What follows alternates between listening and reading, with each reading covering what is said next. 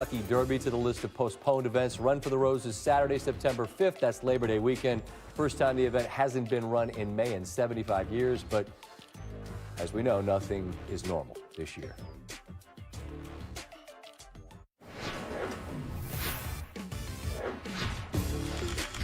Welcome to Sports Center. Wide receivers on the move. A couple of the best in the game trading places on a very busy Monday. It got kind of hectic late. Who got paid, who got tagged, and what's it all mean in the grand scheme of things? Louis Riddick will be standing by for that, and it's senior night as we continue to do our best to get to the very best from all around the country, honoring those whose seasons were abruptly cut short. Welcome in. This is Sports Center. I am Scott Van Pelt. So much activity in the National Football League as they are conducting business fast and furious, and a lot of it happened late on a Monday. We'll get to all of that. First things first. Best thing I saw today. Steve, how you feel about aquariums? Love them. Who doesn't?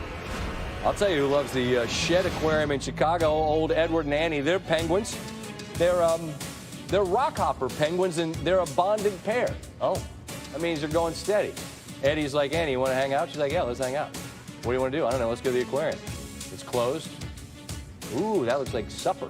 Imagine how happy the animals are. Yeah, there's like nobody to staring at you. I mean, how happy are Eddie and Annie? They're out there just checking out the Shed Aquarium. All right, busy. Stephon Diggs, late Monday night. Jay Glazer from Fox Sports tweets out he has been traded to the Buffalo Bills, and the get-back is pretty impressive. A first, which is 22nd overall, and the Vikings in this loaded wide receiver draft could go that route if they so choose. They also get a fifth and a sixth this year, and a fourth next year. Earlier in the day on Monday, Diggs had tweeted, "It's time for a new beginning." So either he spoke it into existence or this long simmering possibility that he would be moved out of Minnesota arrived late on Monday night. He is off to Buffalo. Significant upgrade to the receiving core in Buffalo since Josh Allen's rookie season of 2018 when it looked like this. Zay Jones, Robert Foster, Kelvin Benjamin. Stephon Diggs, obviously the biggest star name, added to John Brown, a nice deep threat, and Cole Beasley, who's great in the slot. And by the way, has his own fragrance line at most of the top drugstores. Back. You got to ask, though. It's like a speakeasy in the back. Dak, presuming he stays in Dallas, will have Amari Cooper to keep throwing it to. Adam Schefter reports the Washington Redskins were interested. They helped drive up the price to 5 years, $100 million for Amari Cooper to remain in Dallas, presumably to keep catching the football from Dak Prescott. Dallas had a long list of free agents heading into this offseason with about $80 million in cap space.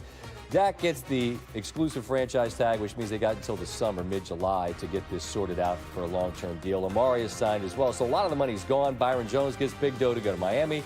Randall Cobb on his way to Houston. Since coming over from Oakland, Cooper has been, as advertised, worth the price. You want to dive into some do your research on Cooper and what he's meant since he came over from Oakland in that draft, week 9, or by trade, I should say, week 9 of 2018.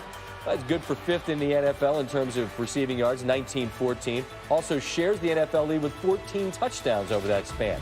People thought the get back was a lot for Oakland. Well, Cooper's done a lot to justify it. How about the passing numbers when Cooper's on the field for Dak? The QBR 68, the percentage of passes completed 68. When he's not on the field, it drops to 59 and 54.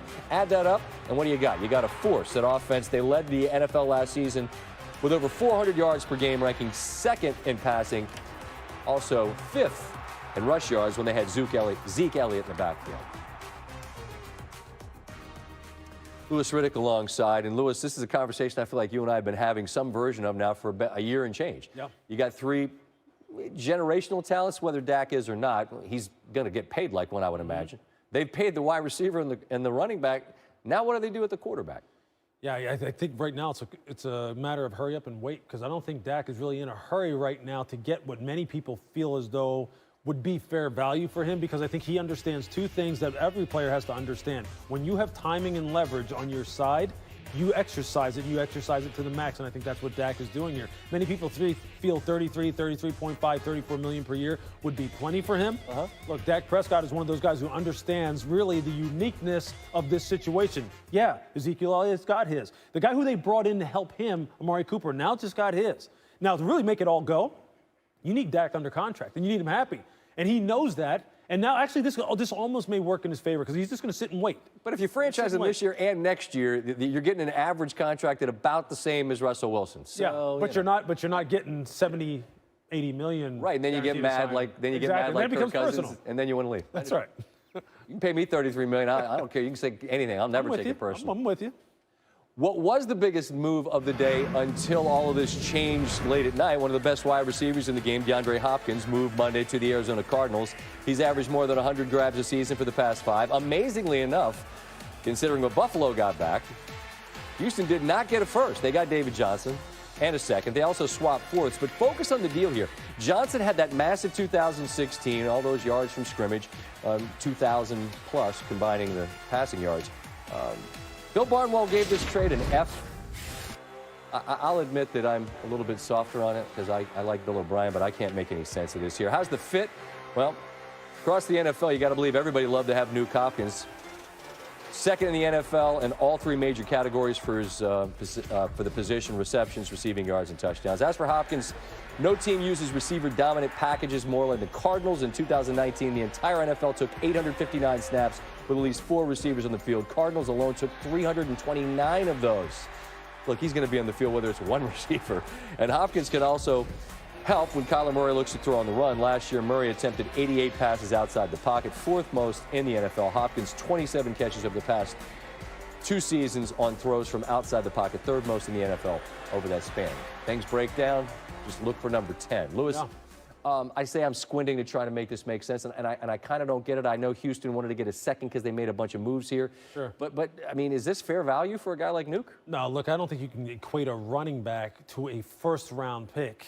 Like what, the Minnesota Vikings got for Stephon Diggs. I don't think a running back, a second and a future 4th, is enough in return for a guy of DeAndre Hopkins' resume. I mean, this is a guy who's 27 years old, who's still in the prime of his career. What this speaks of, though, is the fact that when you have the head coach and the general manager be the same person, and it's actually become personal, it's become a relationship type of thing. I think those are the instances where you could see fair value really not be attained here as far as getting rid of a guy like this. And I think that's what's happened. And I think for Arizona, look, they're sitting pretty. Kyler Murray's sitting there going, are you kidding me? Yeah. I got this guy, and I'm going to spread the field laterally and horizontally and stretch the field vertically. I mean, look, I'm looking pretty good right now if I'm the Arizona Cardinals, I believe. And I think for Houston, look, Bill O'Brien, he's going to have to hit on somebody big time in the draft at wide receiver because he has to get someone other than Will Fuller and Kenny Stills to be their guys. This Fuller's great when he's on the field. That's right. Exactly. Underline when he's on the field. That's right. Wide receiver really the story of the day. And after a season spent not playing a snap following a training camp injury, A.J. Green tagged by Cincinnati.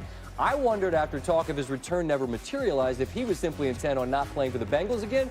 Maybe it was just a matter of not playing again until a new deal and some more guaranteed money had been agreed upon.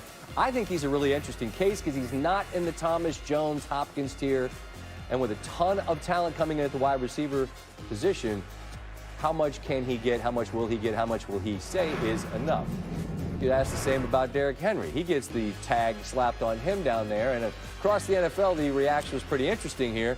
People are like, Tannehill got all that money, and this is the dude, along with that defense that was doing the heavy lifting on that run to the AFC title game. I like Henry a lot. I think you got to pay this guy. He has interesting stretches where he doesn't do a lot, but, man, he's a home run hitter, and he's a durable, big back that you can call upon.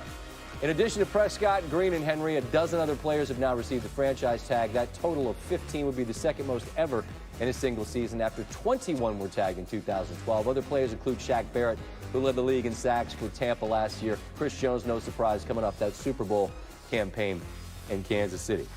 All right, some of the remaining free agents, and there are still plenty of them out there, and obviously quarterback leads the way because that's sort of the way this league goes. You got a bunch of running backs as well. You got Jadeveon Clowney. Speaking of didn't get a first, they didn't get a first when they sent him to Seattle either.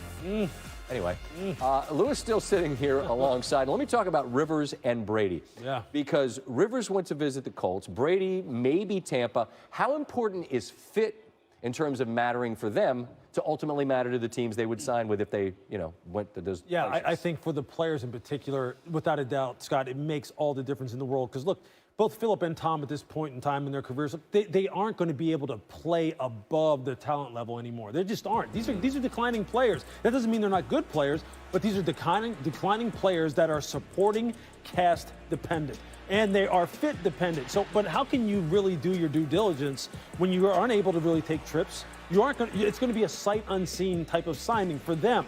So really the risk is on the player, I think, as much as it is on the team, because look, these guys know I need players to really play at my optimum right now. And if I can't go visit these places, then the fit better be absolutely ironclad of the nature that you don't really need to go visit them. And for Tom Brady right now, for a guy who's been at one place 20 years and had that kind of success, the risk is all on him.